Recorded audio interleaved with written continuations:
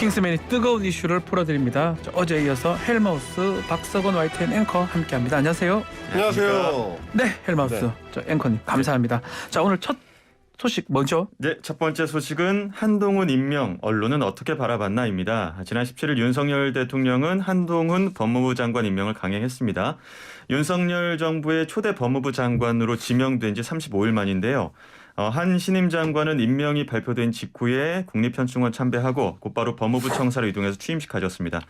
취임사 통해서 법무행정의 책임자로 국민의 자유와 인권을 지키고 정의와 법치주의를 굳건히 하기 위해 용기와 헌신으로 일하겠다 이렇게 포부를 밝혔는데요. 검찰의 일은 국민을 범죄로부터 보호하는 것이며 할 일 제대로 하는 검찰을 두려워할 사람은 오직 범죄자뿐이라면서 사회적 강자도 엄정히 수사할 수 있게 검찰의 정치적 중립성과 공정성을 높이겠다 이렇게 강조했습니다. 자, 취임사 내용 네. 어떻게 봤으면 기억에 남는 메시지가 있을까요? 자, 이게 사실 이제 한동훈 장관 같은 경우는 검사 시절에도 언론 대응에 이제 굉장히 뛰어난 검사로 네. 분류가 됐었는데 이번에 취임사 나온 걸 보니까 전체적으로 보면 굉장히 뭐랄까 좀 정치적으로 설계가 잘 된 내용이다라고 평가를 할 수 있을 것 같습니다. 철저하게 보면 야당에서 꼬투리 잡을 만한 부분들을 가능하면 좀 피하고 네. 대체로 이제 일반 국민들한테 좀 어필할 수 있는 내용들로 키워드를 뽑았다고 볼 수 있을 것 같은데 예를 들면 뭐 사회적 강자에게 엄정하겠다 이런 표현이라든지 뭐 서민 다중에게 피해를 주는 범법자 그러니까 말하자면 이렇게 공공의 적을 설정해서 이제 검찰의 목표가 그쪽에 있다는 걸로 이제 제시를 한 거고요. 네. 뭐 이렇게 이야기를 하다 보면 아무래도 이제 직접적으로 좀 반대를 표하기가 좀 어려워지는 뭐 그런 측면을 노린 것 같고 네. 그리고 제가 또 별도로 좀 주목했던 거는 이민청을 설립하겠다는 대목이었습니다. 이민청이요? 네, 예. 그래서 이제 이민 정책을 뭐 한 수준 높게 추진해 나가겠다. 이런 의지를 밝힌 건데 이 법무부 업무가 사실 검찰에만 있는 게 아니라 이 출입국 관리 같은 것들도 맞죠. 이 검찰에서 하는 건데 그런 면에서 보면 앞으로 이제 우리나라에 이제 문제가 될 수 있는 다문화 정책에 대한 어떤 정착이라든지 뭐 인구 문제 이런 것들까지 포괄할 수 있는 이 입장을 좀 밝힌 걸로 보인다. 그렇게 보면 결국에는 앞으로는 정치인 한동훈의 어떤 지향점을 보여주는 일단이 될 수도 있겠다. 그런 생각을 좀 해봤습니다. 자, 일단 검찰개혁법안 입장을 이미 밝혔던 것 같긴 한데 이 검찰권 강화에 속도를 낼까요? 어떻습니까? 일단 좀 주목해 볼 만한 거 또 하나는 이제 네. 검수완박이라는 표현을 이번에는 아예 이제 사용하지 않았다는 일부러 겁니다. 안 썼을 수도 있겠네요. 네, 그러면. 의식을 좀 한 것 같습니다. 예. 이제 지난번에 이제 인사청문회 때도 논란이 됐었기 때문에 그 말로 하면서 싸우자는 거냐 이렇게 됐었거든요. 그렇죠. 예. 그래서 이제 오전 인사청문회가 파행이 되기도 하고 파행됐었죠. 그랬었는데 그래서 단어 자체는 피했지만은 전반적으로 보면은 결국 이제 그 방향을 좀 제시하고 있습니다. 뭐 이제 문재인 정부에서 추진했던 정책들을 다 이제 원상 복구하겠다는 거를 밝힌 셈이 됐고 그래서 증권범죄합수단 출범을 천명을 했었고 어제 재설정이 됐죠. 네. 이런 부분들을 좀 보셔야 될 것 같고 그 검수완박 법안 관련해 가지고는 아마도 권한쟁의 심판을 통해서 여러 측면에서 이제 법안에 대한 유연성을 다투기 위한 준비를 해나갈 것으로 보이는 그런 내용이었습니다. 이전에 이제 네. 대검찰청이 검수완박법 그 공포 이후에 권한쟁의 심판 청구하겠다 했는데 이게 당사자 적격 논란이 있어서 보류한 상태였거든요. 네. 그런데 이제 법무장관은 당사자 적격 그러니까 능력이 보편적으로 인정되기 때문에 그렇죠. 법무부 장관 임명된 후에는 이게 좀 속도를 낼 것 아니냐 이런 언론 보도들도 꽤 나오긴 했었습니다. 자, 또 한번 지켜봐야 될 것 같은데 자, 고위급 검찰 간부 인사가 네. 있었어요. 어제 나왔습니다. 그래서 그야말로 이 윤석열 사단 혹은 윤석열 라인의 재부활이다. 뭐 이렇게 볼 수 있을 것 같습니다. 제가 뭐 검찰 뭐 좀 아는 입장에서 봤을 때는 100% 부활이고 100% 자철이다. 그렇게 그러니까요. 표현해도 될 것 같은데요. 그러니까 이렇게까지 할까 싶은 지점으로 아니, 깔끔해요. 갔습니다. 예. 깔끔하게 그냥 뭐 더 이상 한치 오차도 신호로 없이. 명확했습니다. 한치 오차도 없습니다. 네, 한치 오차도 없이. 그래서 대검찰청 차장검사에 이제 이원석 제주지검장이 됐고요. 앞으로 이제 검찰총장이 임명될 때까지는 검찰총장 업무를 대행하게 됩니다. 네. 그리고 이제 법무부 검찰국장에 이제 신자용 서울고검 송무부장이 이제 맡게 됐고 서울중앙지검장에는 송경호 수원고검 검사가 검사였죠. 예. 네, 맡게 됐는데 송경호 검사 같은 경우는 이제 뭐 신임이 이제 서울중앙지검장이 될 텐데 네. 소위 말하는 이제 조국 수사를 지휘하다가 자천됐다라고 이제 검찰 내에서 평가가 나왔던 사람입니다. 그리고 이제 권순정 부산 서부지청장 같은 경우는 이제 법무부 기획조정실장 네. 핵심 요직이죠. 기조실장이요. 네, 그렇습니다. 이렇게 맡게 됐고 이렇게 되면은 오늘 굉장히 좀 이례적으로 뭐 보수 신문이라고 할 수 있는 동아일보에서도 비판적인 기사를 낼 만큼 너무 노골적으로 윤석열 라인 혹은 특수통이 이제 검찰을 장악하는 양상으로 가게 되면 향후에 검찰 수사의 어떤 정치 중립 문제가 불거지지 않겠느냐 이제 이런 우려들이 이제 언론을 통해서 좀 나오고 있는 상황이고요. 네. 반면에 이성윤 서울고검장이라든지 이정수 서울중앙지검장이라든지 그러니까 저는 다 알 것 같아요. 어디 갔는지. 어디 갔는지 아시겠죠? 법무연수원 혹시? 연수원 가셨습니다. 네, 이렇게 돼서 연구위원? 그렇습니다. 사실상 이제 은퇴 수순이라고도 이제 평가될 수 있는 자천성 인사가 된 셈이고요. 결국에는 이제 친문 인사들은 이렇게 극명한 대비를 이루는 검찰 고위급 인사였습니다. 자, 우리 한동훈 신임 법무장관 두고 지금 좀 나오는 얘기가 한동훈 현상 이런 얘기가 나오고 있네요. 네, 그러니까 유튜브에서 그 한동훈 신임 법무장관 청문회 그 취임식 영상이 특히나 지금 조회수가 폭발하면서 한동훈 현상 벌어지고 있다 이런 말이 나온 건데 윤태곤 정치분석실장 더모아 정치분석실장이 어제 그 라디오 그 김현정의 뉴스쇼에서 총리, 장관, 대법원장 이런 분들 취임식 사실 국민들한테 큰 관심 없는 행사인데 조회수가 100만 나왔다. 이게 한동훈 현상이다 이렇게 언급을 하면서 다른 언론들도 다 이 주제를 가지고 다루기도 했습니다. 자, 우리 헬마우스 임경 작가님. 이 취임식이 생중계되는 경우도 저는 본 적이 별로 없었던 것 같은데 어쨌든 간에 이렇게 취임식이 생중계되고 유튜브가 조회수가 많은 게 정말 유튜브 영향인지 한동훈 장관 영향인지 이거 어떻게 보십니까? 유튜브 전문가시니까. 두 가지가 다 있다고 봐야 되겠죠. 일단은 보면은 이례적으로 중계를 하는 것 자체도 한동훈 법무부 장관에 대한 어떤 정치적인 관심을 보여주는 거고 뭐 아시다시피 유튜브라는 게 꼭 좋아해야지만 보는 건 아니거든요. 그렇죠. 저는 싫은 것도 봅니다. 네, 극도로 싫은 것도. 벅준 변호사도 사실 어디 나가시면 이제 조회수가 높은 편인 패널일 텐데. 저도 뭐 100만 조회 꽤 많은데 안 좋은 분들이 저를 많이 보세요. 거기도 이제 댓글이 꼭 이 좋은 댓글만 달리는 거 아니지 않습니까? 이게 비슷하게 한동훈 장관에 대한 어떤 관심에도 소위 이제 정치적 반대 진영에 있는 사람들의 관심도 같이 이제 몰려 있는 거라고 봐야 될 것 같고요. 뭐 이게 이제 지지층에서만 나오는 어떤 조회수라고 보기에는 굉장히 높은 편이다 이렇게 볼 수 있을 것 같고 결국은 한동훈이라는 인물은 이미 이제 검사라기보다는 일종의 이제 정치인의 분류 안에 들어가게 된 셈이고 뭐 성급하게 얘기하는 분들 중에서는 차기 대권까지도 이제 벌써 대권 얘기를요? 이야기를 할 수도 있지 않을까라고 조심스럽게 이제 얘기하는 분들도 있습니다. 그러니까 정치인한테 중요한 거는 사실 이목을 끌어낼 수 있는 어떤 그 화제성일 텐데 그런 측면에서는 지금 한동훈 장관이 굉장히 좀 화제성이 높은 인물이고 발언들도 보시면 발언이나 행동이나 이런 것들이 대부분 어떤 정치적 파장과 연결되는 방식으로 이루어지고 있다. 뭐 그런 측면을 좀 같이 보셔야 될 것 같습니다. 자, 기사들 언론은 어떻게 분석하고 있습니까? 뭐 말씀하신 거랑 똑같습니다. 이데일리, 동아, 중앙, 국민 매일 다 뭐 취임식 영상 100만 뷰다, 한동훈 현상 벌어졌다, 신원섭판 뛰어나다, 뭐 이렇게 다들 보도를 하고 있고요. 특히나 뭐 그 한동훈 장관 취임식 때 법무부 청사 앞에 꽃바구니가 줄지어있기도 했었고 거기 뭐 얼굴 천재다 뭐 이런 메시지, 한동훈은 선물이다 이런 메시지도 있어서 무슨 아이돌 같아요. 팬덤이 좀 비현상으로 나타나는 부분들도 있고 또 이제 그 조회수 같은 경우가 추미애 박범계 전 장관 취임식 영상이 2만에서 5만 회 정도 나왔거든요. 그런 거랑 비교해 봤을 때도 유의미한 수라고 봐야겠죠. 100만 뷰에 초점이 있는 것 같아요. 대부분 언론이. 그렇습니다. 어떻습니까? 이게 집중적으로 이걸 굳이 100만 뷰 뭐 사실은 뭐 100만 뷰 많다 많고 또 뭐 그렇다면 그런 건데 어쨌든 이렇게 보도하는 이유는 뭐라고 봅니까?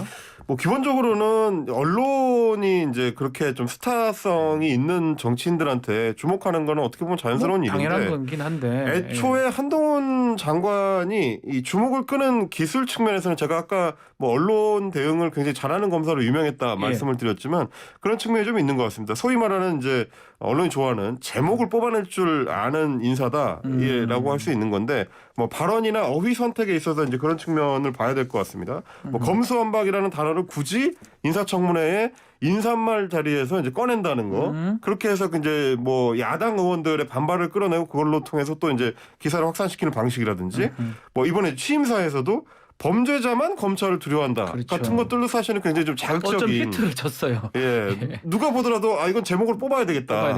라는 얘기가 나올 수 있는 부분들을 좀 이제 긁어내는 데에서는 어떤 개인적인 능력이 있는 것 같다라고 평가를 해야 될 것 같고 검찰에서는 이제 엘리트 코스를 쭉 밟아오면서 소위 말하는 이제 대형 사건들, 뭐 삼성 바이오로직스 사건 같은 것들을 맡아왔던 개인적인 이력도 뭐 대중의 관심을 끄는 데는 좀 도움을 받는 것 같습니다. 자, 이 넥타이도 아주 화제가 되네요. 언론에서 또 네티즌들이 네. 눈여겨보고 있습니다. 그 한동훈 장관 등장할 때마다 뭐 스카프가 화제가 되기도 하고 패션의 소품들이 많이 화제가 되긴 했었는데 이번 취임식에서 이렇게 조선 세종 때 훈민정음으로 쓴 최초의 작품 용비어천가가 새겨진 넥타이 맸는데요. 예.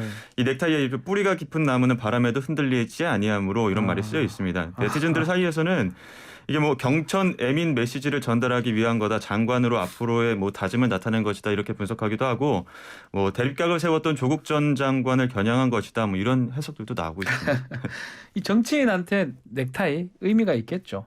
아무래도 그렇죠. 지금 예. 뭐 우리 뉴스킹께서도 이제 나비 넥타이를 통해서 오늘 뭐 본인의 제작진이 시켜서 한다고 좀 그렇게 이해하시면 됩니다. 예. 제작진의 존재감을 드러내는 장치로 이제 활용을 하고 계신데 정치인 같으면 사실 남성 정치인은 자기 어떤 색깔을 드러낼 수 있는 그 옷을 입는 방법이 제한적이에요. 일단 남성은 뭐 정장 차림이 대부분이니까 그러다 보니까 아무래도 이제 넥타이를 통해서 그렇죠. 자기 표현하는 경우들이 많은데 뭐 예를 들면 이제 얼마 전에 윤석열 대통령 같은 경우도 국회 시정연설을 할 때 이제 하늘색 넥타이를 맨 걸 맞습니다. 주고 뭐 협치냐 이 얘기 했었죠. 그렇습니다. 야당을 향한 이제 협치 메시지다 이런 해석이 있었고 뭐 문재인 대통령 같은 경우도 사실은 뭐 비슷하게 그렇죠. 국회에 갈 때마다 항상 넥타이 색깔이 이제 화제가 색깔이 됐었고요. 바뀌기도 하고요. 뭐 예. 이재명 후보 같은 경우도 대선 후보 시절에 이제 뭐 문재인 대통령이나 소위 문파들과의 갈등 얘기가 있을 때 그렇지 않다는 걸 보여주기 위해서 문재인 대통령한테 선물 받은 넥타이를 맨다든지 그렇죠. 이런 식으로 이제 우회적인 정치인들의 메시지를 낼 때 넥타이는 좀 애용되는 아이템이라고 할 수 있습니다.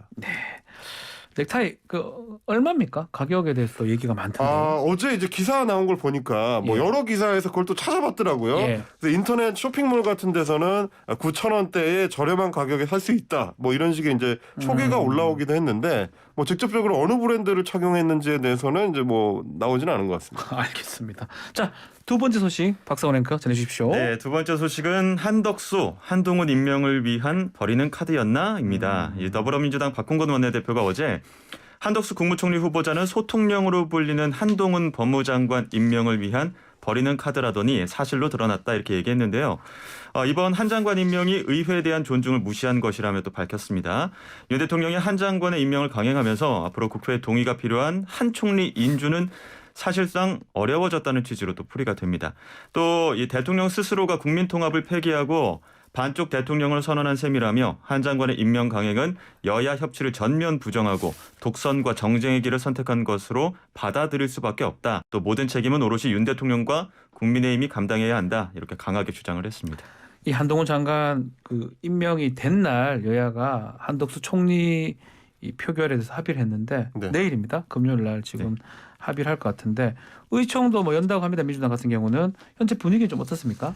어제 좀 나름대로 취재를 해봤는데요. 사실 이제 한동훈 장관 임명 직후에는 굉장히 반감이 강하게 일어나서 야당 의원들 사이에서도 이거는 이제 부결시킬 수밖에 없는 거 아니냐 이 기류가 조금 더 강했던 것 같은데 어제 얘기를 들어보니까 약간 또 기류가 바뀐다는 얘기도 있습니다. 지금 이제 워낙에 뭐 지방선거가 중요하기 때문에 지방선거 초박빙 지역들 특히 이번에 이제 핵심 지역이라고 할 수 있는 수도권 같은 경우는 중도층의 표심이 아직은 어떻게 움직일지를 알 수 없는 상황에서 너무 이제 새 정부와 각을 세우는 그것도 이제 첫 총리를 인전 부결을 시켜버리면 굉장히 수도권 선거가 어려워질 수 있다는 얘기들이 많이 나오면서 당 내에서는 좀 의견이 엇갈리고 있는 것 같습니다. 결국 이제 오늘 의원총회를 해봐야 할 거다. 어떤 방향이 될지를 좀 알 수 있을 것 같습니다. 지금 말씀처럼 당내에서 의견이 분분한 것 같은데 이재명 위원장이 이런 얘기를 했습니다. 예, 정부 맞습니다. 출범 초기니까 기회를 주자. 소개 좀 해주시죠.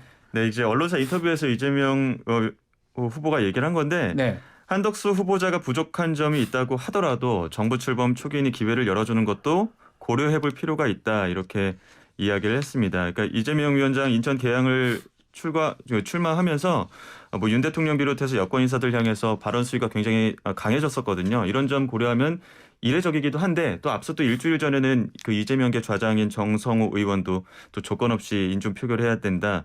뭐 이런 이야기도 했고 네. 또 송영길 서울시장 후보도 뭐 문제가 많이 제기됐지만 한덕수 총리 후보자 인준 해야 된다. 뭐 이런 뜻을 밝히기도 해서 당 내에서 이제 강경론과 현실론이 조금씩 이제 이견이 나오는 것 같습니다. 좀 짧게 우리 헬마우스 임병민 작가님, 민주당 어떤 선택을 할 것 같습니까? 제가 볼 때는 결국에는 인준을 해주지 않을까 싶습니다. 해줄 것이다. 네, 이게 이제 전반적으로는 결국 수도권 선거를 의식하지 않을 수가 없고 그러다 보면은 발목 잡기 프레임에 걸려드는 걸 좀 피하려고 할 것 같은 생각이 듭니다. 알겠습니다. 자, 이번 주말에 한미 정상회담이 예정되어 있는데요. 관련 소식 전해주십시오. 네, 오는 20일부터 22일까지 조 바이든 미국 대통령이 한국을 방문합니다. 윤석열 대통령과 조 바이든 미국 대통령은 21일 오후 약 90분간 한미 정상회담을 진행하고 또 회담은 용산 대통령실 5층 집무실에서 이뤄집니다. 바이든 대통령이 처음으로 용산 대통령을 찾는 공식 외빈이 됐습니다. 네.